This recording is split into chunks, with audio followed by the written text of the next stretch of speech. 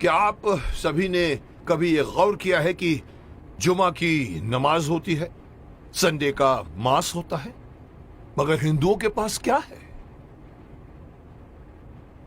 जुमा के दिन मुस्लिम लोग पूरे देश भर में मस्जिदों में जाकर नमाज पढ़ते हैं। क्रिश्चियन लोग हर संडे को अपनी फैमिली को लेकर चर्च में जाकर मास करते हैं। हिंदू क्या करता है? किसी ने गौर किया है आज तक? और फिर हम शिकायत करते हैं कि हमारे में एकता नहीं है। मुझे कल एक डिस्टर्बिंग चीज देखने को मिली टीवी पर। विश्लेषण करके मुझे बताया गया है, मैंने देखा कि पूरे वर्ल्ड में 190 करोड़ मुस्लिम्स हैं, मुस्लिम राष्ट्रों से मिलाकर। हिंदुस्तान में 100 करोड़ हिंदू हैं, लेकिन वो 190 करोड़ मुस्लिम एक कॉल पर इकट्ठे हो सकते हैं, हो जाते हैं। अगर मैं सिंपल वे से कहूं, एक सीटी मारते ही सब लोग एकजुट हो सकते हैं। क्रिश्चियन लोग मिलकर एक दूसरे से फोर्स बन सकते हैं, लेकिन हिंदुओं का क्या भाई? कोई हिंदुओं के पास में कोई एक ऐसी मैकेनिज्म है जिसके द्वारा पूरे 100 करोड़ हिंदू जाने एक दूसरे को? अरे साहब, नेक्स्ट फ्लैट में कौन रहता है हमें यह भी नहीं पता होता। मुंबई सिटी या हर सिटी की ये बात है। मैं ये कहना चाहता हूं कि हिंदुओं को अगेन मैं वही कहूंगा कि मैं कहना चाहता हूं कि मुझे पता नहीं कि मेरी बात में कितना वजन है, लेकिन मैं पूरे देश के धर्माचार्यों को, मैं देश के पूरे संत समाज के जो बड़े बड़े आसीन पदासीन है, मैं उनको कहना चाहूंगा, आह्वान कीजिए, आप एक दिन मुकर्रर कीजिए, एक दिन फिक्स कीजिए, हफ्ते में एक दिन आप अपना लीजिए। और अगर मुझसे पूछो तो वो मंगलवार आ सकता है, क्योंकि मंगलवार हनुमान का दिन है, हनुमान जी का दिन है। एक दिन मुकर्रर कीजिए, एक दिन फिक्स कीजिए, जिसमें पूरे देश भर के लोग अपने अपने इलाके के मंदिरों में जाकर 1 घंटे के लिए बैठ जाएं। क्या करेंगे आप लोग बैठकर? मुस्लिम लोग नमाज पढ़ते हैं, क्रिश्चियन लोग उनका एक अपना सिस्टम होता है, उनके फादर बोलते हैं। आप लोगों को, हिंदुओं को, कोई सिस्टम बनाने की कोई जरूरत नहीं, कोई आरती नहीं, कोई पूजा नहीं।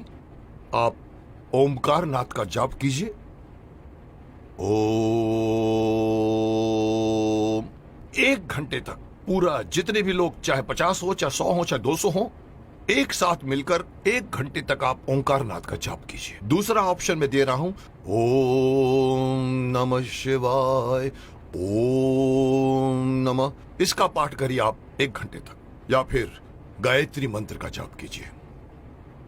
अब आप देखिए मैं क्यों इस बात को उठाना चाहता हूं, क्योंकि हमारे हिंदुओं में ये एक बहुत बड़ी मान्यता है कि अपने आप को बहुत सहिष्णु मानते हैं और कहते हैं हिंदू हमारा धर्म, हमारा हिंदू समाज अपने धर्म के प्रति जागरूक नहीं है, अपने धर्म के प्रति पूरी तरह से कमिटेड नहीं है। धर्म कहते हैं हमारा हिंदू धर्म धर्म नहीं है, हमारा धर्म जो है वे ऑफ लाइफ है। मैं हमेशा से मना करता हूं, धर्म था, है और रहेगा। और जब तक आप इसको अपना धर्म नहीं मानोगे, तब तक आपके अंदर कभी भी एकता नहीं आएगी, कभी भी आपके अंदर मोटिवेशन नहीं आएगा, कभी भी आपके अंदर फोर्स नहीं आएगा। इसलिए मैं चाहता हूं कि सारे हमारे पूरे देश में आप इमेजिन कीजिए कि एक साथ पूरे देश में आप एक टाइम फिक्स कीजिए। मेरे हिसाब से रात को 7 से 8 बजे का टाइम फिक्स कीजिए। सब लोग अपना अपना काम छोड़कर अपने नजदीक के मंदिर में जाएं, 1 घंटा बैठें और 1 घंटा बैठ के अपनी सभा होगी, जिसका नाम मैं सजेस्ट करना चाहता हूं। हो सकता है नाम इसका मंगल धार्मिक सभा हो सकती है, या मंगल धार्मिक मिलन हो सकता है, या मंगल धार्मिक मिलाप हो सकता है। आप लोग वहां जाइए। हर हिंदू, मैं अगेन बात करना चाहूंगा, इसमें बौद्ध भी आ जाते हैं, सिख भी आ जाते हैं, जैन भी आ जाते हैं, उनको भी आना पड़ेगा, उनको भी साथ में आना पड़ेगा, क्योंकि 100 करोड़ में उनकी गिनती होती है।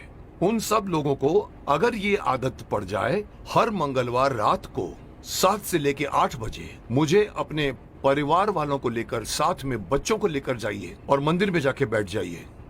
एक मेडिटेशन की तरह से आप लोग बैठकर वहां पर एक सभा कीजिए। उसका नाम मैं देना चाहता हूं मंगल धार्मिक सभा। या मंगल, मांगलिक, मिलाप या कुछ भी नाम रखा जा सकता है।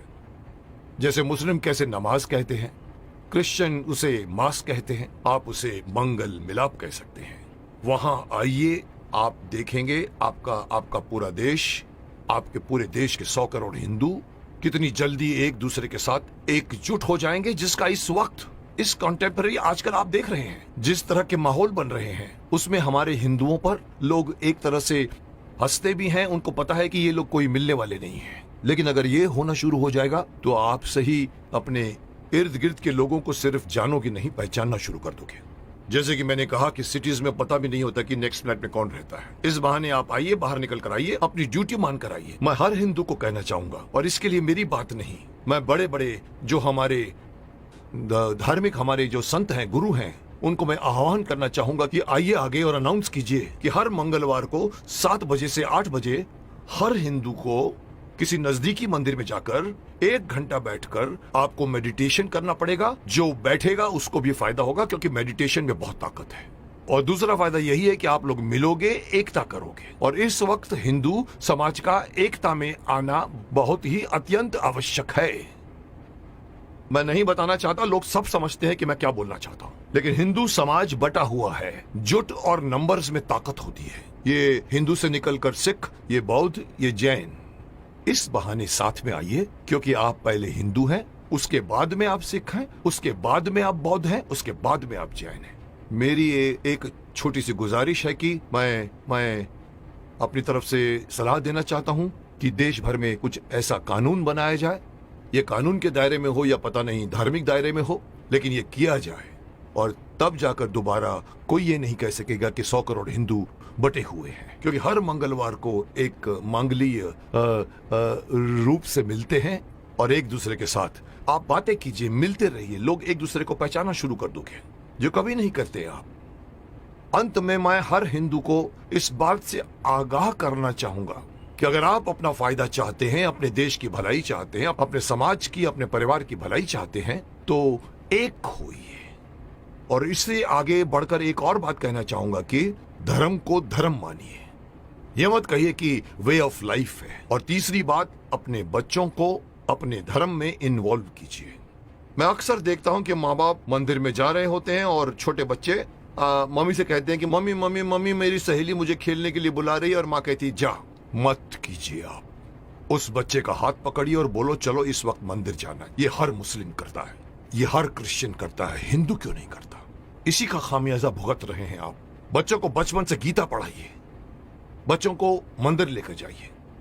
1 घंटा या जब भी आप मंदिर में जाते हैं, विजिट करते हैं, बच्चों को साथ में लेकर जाइए, ताकि धीरे धीरे वो अपने देवी देवताओं को पहचानना शुरू करेंगे और एक हो जाएंगे।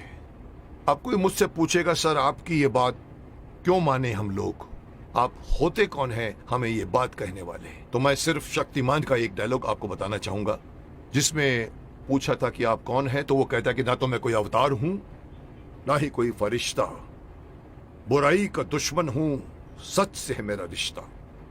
दुश्मन मेरे बुरे लोग नहीं, बुराई है। अगर बात मेरी मानोगे तो इसमें तुम्हारी भलाई है। तो आपकी भलाई के लिए कह रहा हूं, मान जाइए।